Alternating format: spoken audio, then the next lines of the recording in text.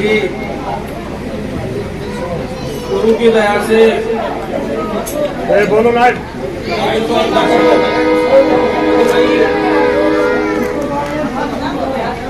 सत्संग में आते हैं तो बात सुनेंगे तभी तो फायदा होगा। अभी बातें तो घर पे भी कर सकते हैं, या और दिन भी ऐसे हैं कि जिनमें हम बातें कर सकते हैं और करते भी हैं। ऐसी बात नहीं है कि नहीं करते। जैसे ही सत्संग समाप्त हो जाएगा, सब जाते हैं, आप अपने अपने घर जाते हैं तो भी बातें करते हैं। तो ये संसारिक बातें हैं, ये ताउम्र चलती रहेगी। ये भौतिकवाद की बातें हैं, ये आगे काम आने वाली नहीं है। ये बात समझने की है। इन बातों का कोई आगे अध्यात्म में कोई मोल नहीं है, क्योंकि ये बातें ऐसी हैं, विचार करके देखते हैं। जैसे कि किसी बच्चे का एग्जाम होता है, किसी भी बच्चे का हिंदी का एग्जाम है, इंग्लिश का एग्जाम है, उसका पेपर है। अभी किसी की हिंदी का एग्जाम है और वो तैयारी इंग्लिश की करने लग जाए, या तैयारी गणित की करने लग जाए, मैथ की करने लग जाए, तो बात बनेगी नहीं। ये सिंपल सी बात है, और ये ज्ञान देने वाले भी सब बता देंगे ये, क्योंकि सिंपल बात समझ में जल्दी आ जाती है।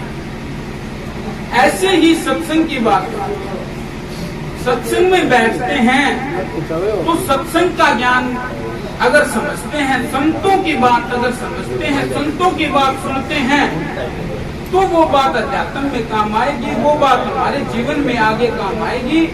नहीं तो ये बातें काम आने की नहीं है।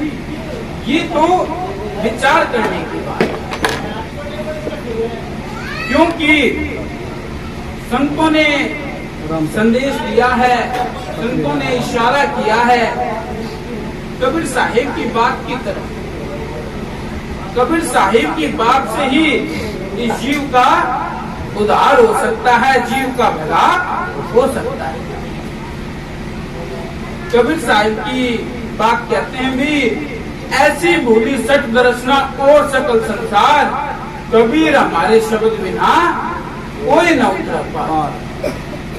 कबीर साहिब के शब्द के बगैर जीव पार जाएगा नहीं, ये बिल्कुल गारंटी की बात है।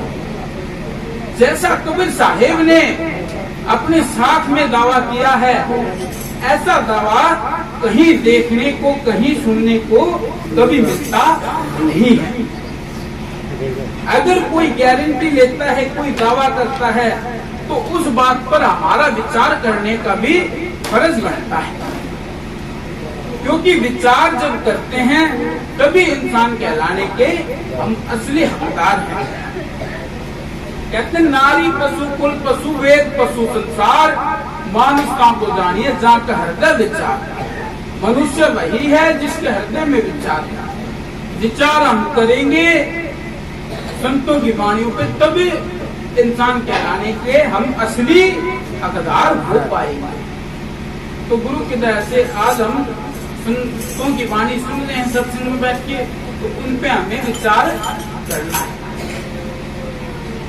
तो कहते हैं वो साथी हैं, तो आज विचार एक चीज, क्योंकि देखो संतों का ज्ञान तो सबका है। जितने भी संत हुए उन्होंने सबको जनाया है। तो कहते हैं कि जीवन बदलने के लिए एक बार सबकी कोई बात लग जाती है तो उसका जीवन जो है वो बदल जाता है, चेंज हो जाता है। और चेंज होने के लिए, बदलने के लिए लगन का होना बहुत जरूरी है। लगन बिना बात बनेगी नहीं, लगन के बिना कोई जागता नहीं। इतना लगन बिना कोई ना जागे, तो लगन के बगैर जीव जागता नहीं है। अब हम सोचेंगे कि हम तो जागे हुए हैं, बैठे हैं, कौन से जगाने की बात कर रहे हैं? कौन सी लगन, कैसी लगन लग जाए और कैसा जागने का जिक्र है। ये 84 की नींद की बात है। इस 84 की नींद से सतगुरु जगाता है। कितने 84 की नींद से सतगुरु ने आन जगा दिया। क्या है? एक होती है 8 से 10 घंटे की नींद, कोई 8 घंटे की लेता है, कोई 10 घंटे की ले लेता है, कोई 4 घंटे की, कोई 5 घंटे की, कोई रात को सोता है, कोई दिन को सोता है। ये तो है टेम्परेरी नींद की बात। लेकिन एक नींद और है, उस नींद के बारे में संतों ने जिक्र किया है और कहीं जिक्र आपको सुनने को मिलेगा नहीं। संतों ने 84 की नींद बताई है और वो जो नींद है 84 की, उस नींद में आज जीव जो है फंसा पड़ा है, सूता पड़ा है। उस नींद से सतगुरु जो है अपने हंस को, अपने जीव को आवाज लगाता है और उसको जगाने का काम करता है। और जब सतगुरु की जब दया हो जाती है, जब मेघ फिर जाती है, जब जीव को वो आवाज सुन जाती है, भाई सतगुरु ने जो उसको आवाज लगाई है, अगर वो आवाज सुन जाती है तो जीव जो है इस 84 की नींद से जाग जाता है।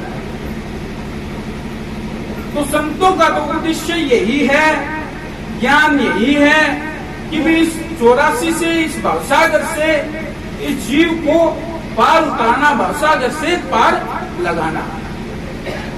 तो हमें संतों का ज्ञान जब हम सुनेंगे तब बात बनेगी। तो लगन जो है वो लगेगी तब बात बनती है। तो उदाहरण के साथ जिक्र करते हैं साहिब की शब्दों में भी कहते हैं, लगन की चोट भारी है, कटारी से करारी। कहते लगन की चोट जो है वो बहुत भारी है, कटारी से करारी है। अब संसार में भौतिकवाद में देखने में कटारी जो होती है चक्कू की तरह जैसे होती है, बड़ी तीखी धार होती है उसकी। कहते शब्द की जो चोट है, शब्द की जो बात है, संतों की जो बात है, वो तो उस कटारी से भी करारी है, उससे भी तेज है वो। लेकिन लगती उसको ही है जो उसको सुनता है, जो उसको जानने की कोशिश करता है। अगर कोई जानने की कोशिश नहीं करता, नहीं सुनता, तो वो लगेगी नहीं। और जब वो लगती है तब अध्यात्म में उसका जीवन जो है बदल जाता है। अभी हम सोचते हैं कैसी चोट है, कैसी जीवन बदलता है। तो उदाहरण के साथ जो है हम इस पे अमल करते हैं, क्योंकि उदाहरण के साथ समझेंगे तभी जीव को अमल इस बात पर होगा, और अमल करने से ही इस जीव का जो है कल्याण हो सकता है। कहते हैं अमल करा सो गावे, अमल करे बिन कारज न सरिये, जीव पर चले जावे। कहते हैं अमल करने से भी जीव का उद्धार हो सकता है, नहीं तो जीव को प्रलय में जाना है, लक्ष्य 84 में भवसागर में डूबना है। ये विचार की बात है। अब संतों ने, कबीर साहिब ने बताया उदाहरण के साथ, कहते हैं लगी सुल्तान कह जाई जिन्हें छोटी बादशाही, छोटी जिन 1600 हुरियां और 1800 तुरियां। लगन की चोट भारी है, कटारी से करारी। लगन की जो चोट है वो सुल्तान को भी लग गई। सुल्तान जो है वो राजा था, उसको वो चोट लगी तो उसका जीवन जो है वो बदल गया। अब विचार की बात है, जब संतों ने उदाहरण दिया है तो कोई ना कोई बात, कोई ना कोई शब्द, कोई ना कोई चोट तो उसको लगी है। ऐसे ही सब कुछ कोई छोड़ता नहीं। आज हमारे से हाथ से 10 रुपये नहीं छूटते, या मुंह माया नहीं छूटती, या कोई भी चीज ऐसी जिससे हमारा लगाव ज्यादा है वो नहीं छूटती। कबीर साहब ने साखी भी कही है कि कुछ चीजें ऐसी हैं जो छोड़ भी दे अगर संतों के शरण में आगे तो कहीं ना कहीं अगर विचार नहीं करेगा तो बात फिर बनेगी। कहते कंचन तजना सहज है, सहज दरिया का ने मान बढ़ाई ईर्षा दुर्लभ तजना ये। तो विचार की बात है, कहीं ना कहीं कोई ना कोई चीज तो छुट्टी नहीं है। आखिरी में आके मानवीमान पे फंस जाता है जी। मानवीमान की एक ऐसी लाग लग जाती है वो नहीं छुट्टी। अगर हीरे जवाहरात कंचन जो है वो अगर छोड़ भी दे तो ये चीजें नहीं छुट्टी। राग द्वेष ईर्ष्या है मन में, वो पाए बैठता रहता है, वो नहीं छुट्टी।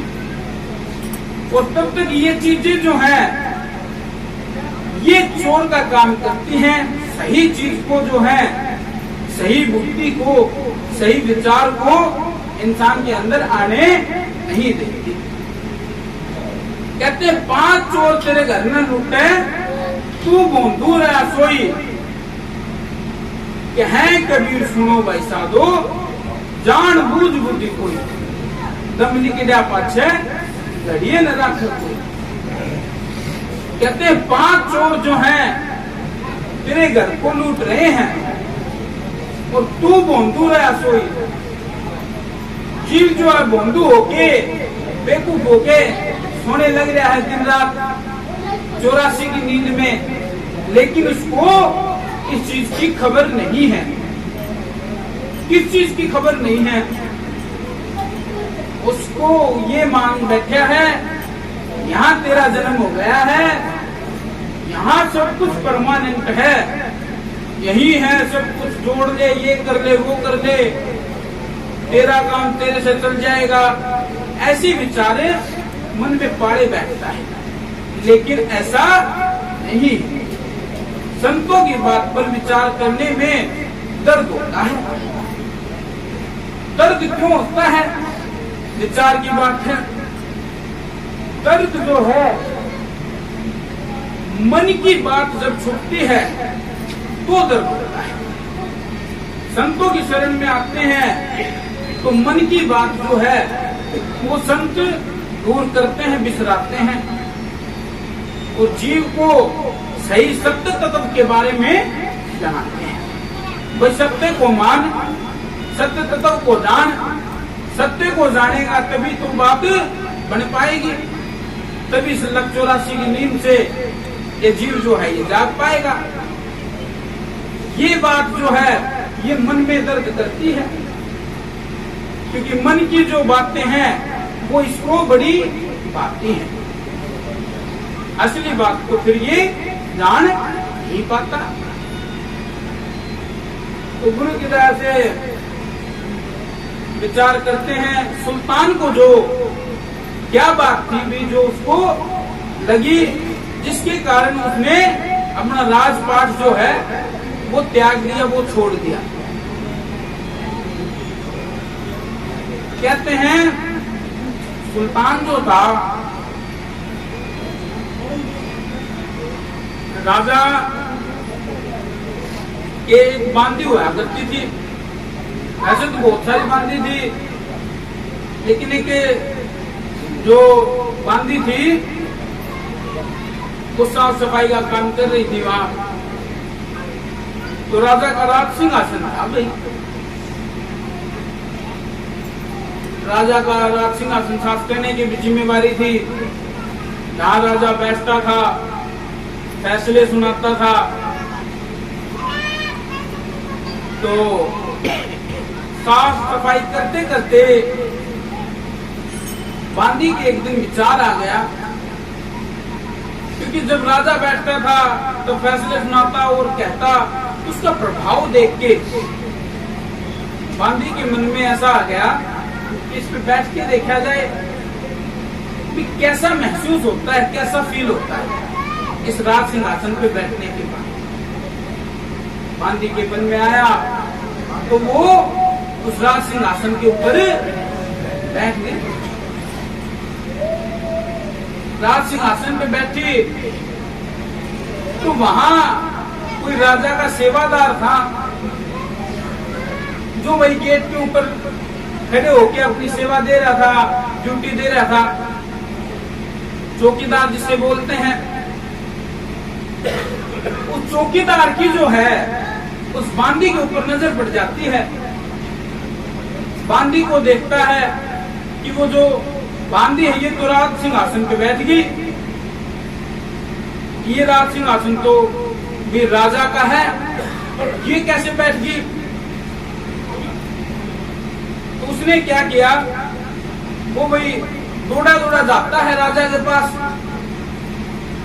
और राजा के सामने ये बात पेश करता है। ये बात बताता है कि वो जो बांदी है वो तो आपके राज सिंहासन के ऊपर बैठ गई। राजा भी विचार नहीं करता, सिर्फ सुन के उसको गुस्सा आता है, क्योंकि तानाशाह होया करता। जो राजा ने कह दिया वो बना था, राजा की मर्जी, किसी को फांसी तुड़वा दे, किसी को कुछ करा दे। उस टाइम तो ऐसा ही राज चलता था। तो राजा ने बोला भाई राज दरबार बिठाओ और उसमें उस बांदी को पेश करो, बुलाओ उसको। भाई बांदी की इतनी हिम्मत कैसे होगी कि वो मेरे सिंहासन पे बैठ गई। तो भाई ऐसा ही होता है। तो उसने समय दिया, वो टाइम दिया। उस टाइम उस बांदी को भी राज्यसभा में बुला दिया जाता है। राज्यसभा में वो बांदी आती है और उससे सवाल जवाब किए जाते हैं। राजा पूछता है भाई ये जो चौकीदार जो है आपके बारे में ऐसी ऐसी बातें कह रहा है कि आप इस राज सिंहासन पर बैठ गए, क्या ये बात सच है। तो वो बांदी तो बैठी तो थी, बात तो सच थी, वो बात तो झूठ नहीं थी। उस बांदी ने कहा भाई हाँ कि मैं सफाई कर रही थी, उस टाइम में मेरा मन किया बैठ के कैसा फील होता तो मैं भी बैठ गई। तो बांदी जो है उसने हाँ कर दी उस बात की। राजा को सुन के और गुस्सा आ गया। तो राजा ने क्या किया, राजा ने उसको सजा सुनाई। राजा ने कहा कि भाई इसको 100 कोड़े मारो। 100 कोड़े मारने की सजा राजा ने उसको सुना दी।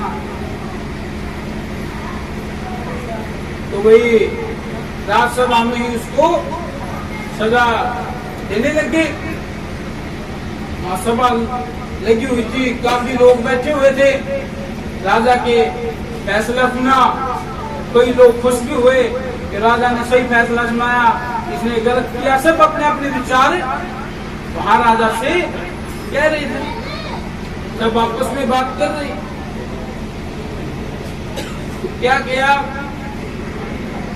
उस बांदी के कोड़े मारने शुरू कर दिए, सजा जो बताई थी। तो वही उसको पहला कोड़ा पड़ता है। अब कोड़ा जब लगा तो बांदी हंसने लगी। फिर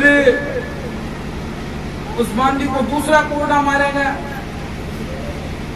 बांदी फिर से हंसी। ऐसे करते 4 कोड़े 5 कोड़े मारे। जैसे जैसे उसको कोड़े मारे दर्द तो हो, लेकिन वो कोड़े मारते ही हंसने लग जाए। और जैसे जैसे वो हंसे तो उस राजा को और ज्यादा गुस्सा आया। उस राजा को और गुस्सा आया। भाई और कोड़े लगते रहे। जैसे ही 10-15 कोड़े लगे, 20 कोड़े लगे, राजा ने सोचा भी इससे बात तो करनी चाहिए, पूछना तो चाहिए, ऐसी क्या बात है। वैसे तो आदमी दर्द में रोता है, स्वभाव तो ऐसा ही है, जब किसी को दर्द होता है तो वो रोने लगता है, किसी को सजा सुनाई जाए। लेकिन ये जो है ये कोड़े खा के भी हंस रही है, ऐसी क्या बात है, इससे बात तो करनी चाहिए। तो राजा ने उससे पूछा भाई कि ऐसी क्या बात है जब तेरे कोड़े मारे जा हैं, जब तू हंस रही है। तो उसने राजा को एक बात कही, वो बात जो है राजा के दिल में जाके लगी। उसने बांदी ने कहा कि भाई राजा जी, भाई इस सिंहासन के ऊपर मेरा आज मन किया और मैं इस सिंहासन के ऊपर 2 मिनट बैठ गई, और 2 मिनट बैठने का नतीजा जो है 100 कोड़े मिला। जब 2 मिनट इस सिंहासन में बैठने के 100 कोड़े मिले हैं, तो आपने तो इस सिंहासन के ऊपर पता नहीं कितना समय गुजार दिया, कितना समय यहाँ लगाया है, कितने दिन लगाए, कितने महीने, कितने साल लगा दिए। तो आपके लिए क्या सजा होगी, या आपके लिए कितने कोड़े मारे जाएंगे। तो ये बात सुन के राजा को एहसास हुआ कि बात तो सही है। तो वो बात जो है, उस बांदी की जो बात है, वो राजा को लग गई, और उसी दिन से उसने राज सिंहासन ही छोड़ दिया। किसी को कोई ना कोई बात लगती है तभी उसका जीवन बदलता है, तब वो जीवन में कुछ ना कुछ बदलाव करता है, कुछ ना कुछ चीजें जो उसको सही नहीं लगी, जो उसको फिर वो छोड़ता है। ऐसे ही कहते हैं, बांदी के बोल कलेजे में लागे, हुआ सुल्तान फकीरा, पाया नाम पदार्थ हीरा। कहते बांदी के बोल जो हैं उसके कलेजे में लगे, हुआ सुल्तान फकीरा, पाया नाम पदार्थ हीरा। अभी सोचते होंगे कि ऐसे नाम नहीं मिल सकता था, या ऐसे शब्द की पहचान नहीं हो सकती थी। हो तो सकती थी, लेकिन मान बढ़ाई, ये जो है राजा के जो अभिमान था कि मैं राजा हूं, सर्वासर्वी जो होने का उसको अहम है, भाई मुझे तो सब कुछ चीज का ज्ञान है, मैं राजा हूं, मुझे किसी के पास जाने की क्या जरूरत है, मुझे कुछ सीखने की क्या जरूरत है। तो बात बनती नहीं, उसको ये अभिमान, उसकी ये बात, तो संतों की बात जो है वो जल्दी से लगी। जब मान अभिमान जब छूट गया, तो संतों की बात फिर उसको लगी, वो उसका जीवन भी बदला। जब उसने छोड़ के जीवन में सोचा कि भाई कुछ ना कुछ तो आगे करना चाहिए, गुरु भी बनाना चाहिए, ऐसे बात बनेगी नहीं। तो उसने सही को अपनाया और गलत को छोड़ दिया। ऐसे ही विचार करने की बात है। तो जीवन ऐसे ही नहीं बदलता। अगर किसी की सही बात लगती है तो हमें उस चीज को अपना लेना चाहिए, इसमें अभिमान वाली कोई बात नहीं। कबीर साहब का शब्द कहता है, बालक जो आकर कहे वाजिब जो कोई बात, उसकी भी मानने में हरगिज हरज नहीं है। बालक अगर आके वाजिब बात कहता है, सही बात कहता है, तो उसकी भी मानने में हमें हरज नहीं होना चाहिए। ये नहीं सोचना चाहिए ये छोटा है, ये बच्चा है, ये हमें क्या समझाएगा। अगर ऐसे अभिमान अगर हमारे अंदर भरा रहता है तो हम सही बात से कभी भी सही बात को नहीं जान पाते, सही बात की परख नहीं हो पाती। तो सही बात की परख करना, सही बात को समझना, यही इंसान होने का प्रमाण है। नहीं तो इंसान होने का कोई और प्रमाण नहीं है। जीवित तो डांगर पशु भी हैं। अगर ये सोचे हम जी रहे हैं, खा रहे हैं, पी रहे हैं, ये जीवित होने का प्रमाण है, ये हमारी सोच गलत है। देखो,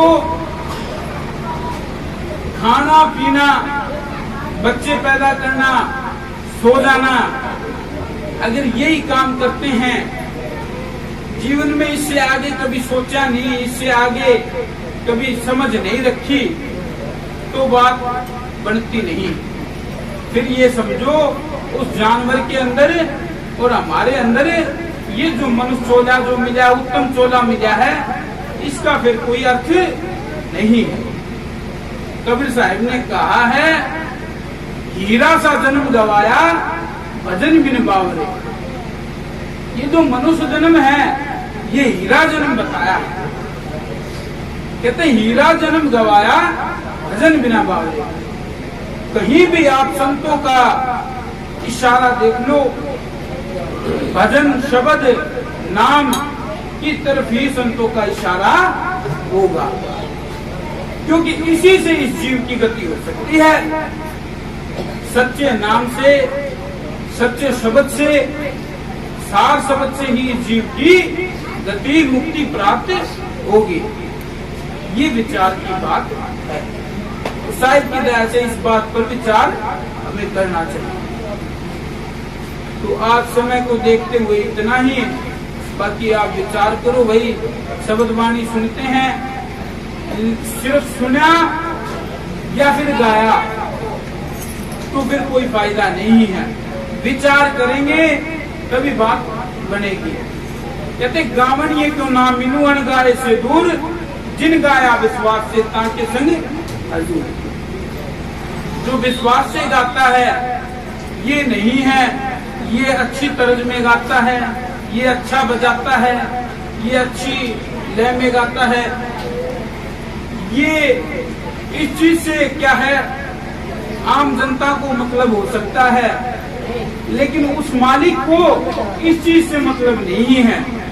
ये किस तरज में गाता है, या ये गाते गाते भूल जाता है, उसको इस चीज से भी मतलब नहीं है। उसको किस चीज से मतलब है?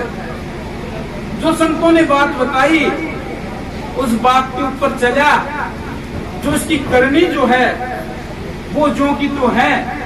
संतों को इस बात से मतलब है, ना कि इस बात से। ये विचार की बात। कहते करनी बिन कथनी कथै, अज्ञानी दिन रात ऊकर संभो तत् फिरै सुनी सुनाई बात। कहते हैं करनी बिन कथनी कथै, करनी के बगैर कथनी का क्या मोल है, क्या वैल्यू है? करनी के बगैर कथनी की कोई भी वैल्यू नहीं है। कहते करनी जो होती है, जो हम करते हैं, करनी बिन कथनी कथै अज्ञानी दिन रात। करनी उसकी कुछ है और कर्ता कुछ है, ये अज्ञानी के लक्षण है। उसको उस चीज का है ज्ञान अभी तक नहीं हुआ, क्योंकि ज्ञान जब होता है तो करनी और कथनी जो है उसकी एक हो जाएगी। तो कहते हैं कुकर संभो फिर कहते हैं कुत्ता जैसे होता है। कुकर मतलब जो होता है वो कुत्ता है। जैसे कोई कुत्ता इस गली में भौंक रहा है और उसकी आवाज यहाँ कोई कुत्ता सुन ले तो क्या होगा? उसकी आवाज सुन के भौंकना स्टार्ट कर देगा, शुरू हो जाएगा। लेकिन उन दोनों को पता नहीं, वो किसी अलग बात पे भौंक रहा है, वो सिर्फ उसकी सुन के ही भौंक रहा है। तो ये विचार की बात, क्योंकि अगर यहाँ से सुन ली वहां बता दी, वहां से सुन के यहाँ बता दी, इसका कोई जीवन में मोल नहीं है। अगर कोई चीज जीवन में सुनी है उसको अपने हृदय में उतारो, अपने जीवन में उतारो, उस चीज का अमल करो, तो सत्संग सुनने का फायदा है। नहीं तो सत्संग तो कैसेट में और भी चलते रहते हैं भजन, लेकिन उसका कोई फायदा नहीं है। अगर हमने उन चीजों की, संतों की बातों को हमने अपने जीवन में नहीं उतारा, तो ये जीवन जो है ये ऐसे ही चला जाएगा। ये आप खुद भी विचार करके देखो। तो एक बार गुरु की दया से समय को देखते हुए आज के लिए इतना ही। एक बार जय के नारे लगाओ। सतगुरु कबीर साहेब की जय, सतगुरु इंद्रमणि साहेब की जय। सभी साथ संगत को हाथ जोड़कर सत्संग